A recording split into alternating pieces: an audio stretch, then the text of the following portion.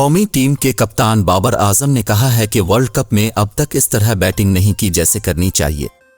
पाक भारत टाकरे से कबल press conference में बाबर आजम ने कहा कि माजी में जो हो गया इस पर तवज्जो नहीं होती, जो हाल में हो इस पर तवज्जो है। कोशिश होगी कि कल के मैच में अच्छी परफॉर्मेंस दें।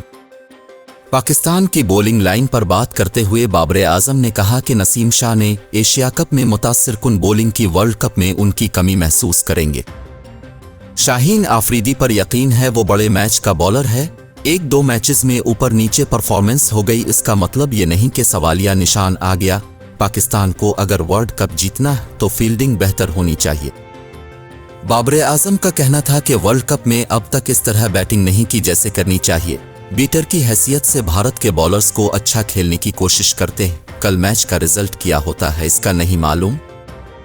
हम पर एतमाद है, लेकिन कभी नहीं सोचा कि भारत के खिलाफ मैच की वजह से कप्तानी चलेगी। मुझे एक मैच के लिए कप्तानी नहीं मिली, किस्मत में होगा तो मैं कप्तानी करता रहूंगा।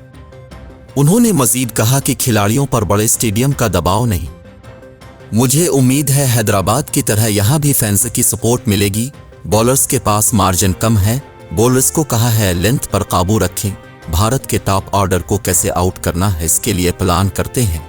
T20 में हमने भारत को हराया है, ऐसा नहीं कि यहां हम नहीं हरा सकते।